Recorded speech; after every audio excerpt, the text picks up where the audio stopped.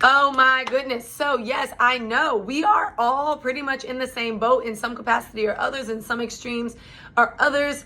I'm hopping on right now because I wanted to highlight something that I've been thinking about. Welcome to the Basics of Bossing Up. I am Allie Love, where we discuss basic principles in order to create the lives we want. So. These are interesting times. And right now you might be feeling overwhelmed, you might be feeling stressed, you might be feeling underwhelmed, you might be feeling confused, you might be feeling fine, you might not be feeling good. I wanted to hop on and really just highlight something that I had talked about on my Insta Story Lives not too long ago.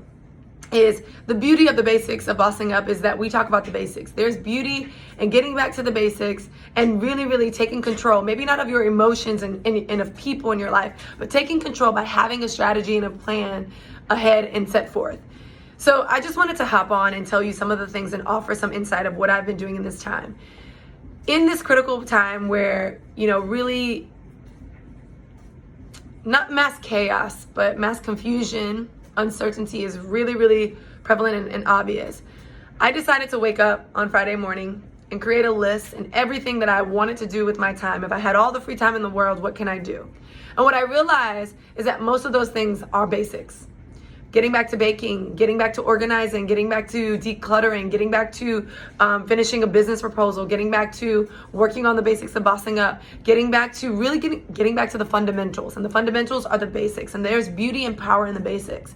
And the reason I bring this up in the basics of bossing up is that this is a healthy reminder of us taking control of our time. So with this list, I decided to prioritize 3 things a day to focus on.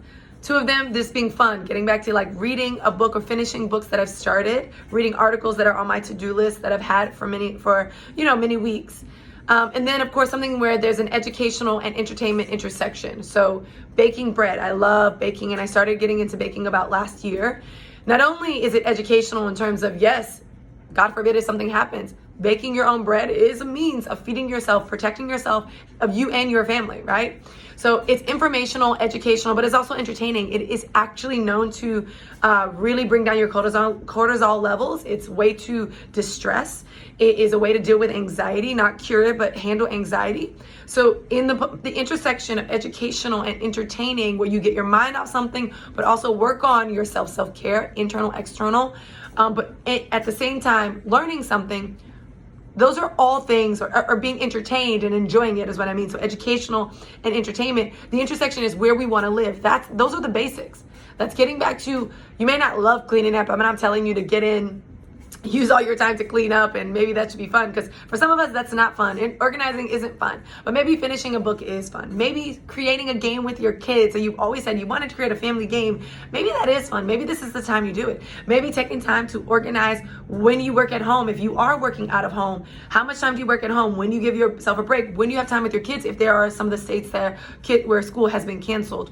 One of the things, again, that I'm doing, I try to offer anecdotal takeaways, is that I woke up, I made this list. I decided to categorize them by 3s in terms of each day. These are things that I can tackle while still taking care of myself, resting, of course, in tandem with having a face mask, washing my hair regularly because I don't normally do that, going through my clothes, all of those things. What I realized is when I woke up and I did that, I felt pretty empowered. I felt in control.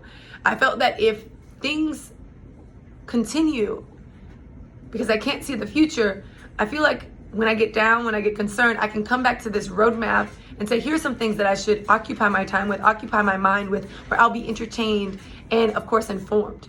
And so I highly encourage it. And one of the things on my list that I'm going to do right now is organize my kitchen. It's really important to see what's in your pantry, to see what you got going on.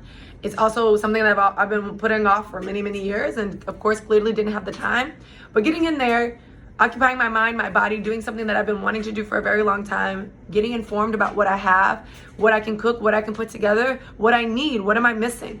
So in this times, as we are collecting and storing up, I know what I can go out while I can still go out and gather. If things continue to progress, what I can do is handle that now. and I feel good about it. I feel in control. I feel good about it. I feel in control. I feel like I have a strategy.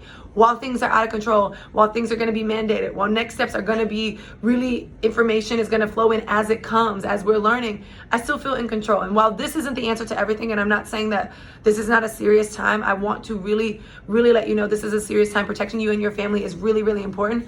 I did want to just hop on and offer some consolations in the basics of bossing up, of getting back to the basics and knowing that there's beauty and power in the basics. So what are some of the basics that you can work on? Being patient, some of those virtues, maybe going back to your business strategy, refining your product, taking time where we are quiet out externally and really getting quiet internally and actually doing some work that we feel good about, that we feel like we have control over, and where we can boss up. So continue to boss up in other areas of your life, and remember, this control isn't controlling people or situations, but understanding and having a clear strategy. The basics of bossing up and being a boss: setting the standard, establishing the tone. Be that leader for your family, but also be vulnerable in open conversation and dialogue. And maybe it's time that you talk about these things and get back to the basics. So sending you all love. Let's continue to do this together. I'll be putting more videos out because, yeah, that's what I do. And I'm here to encourage you, and I'm here to live this life with you. Bye, y'all.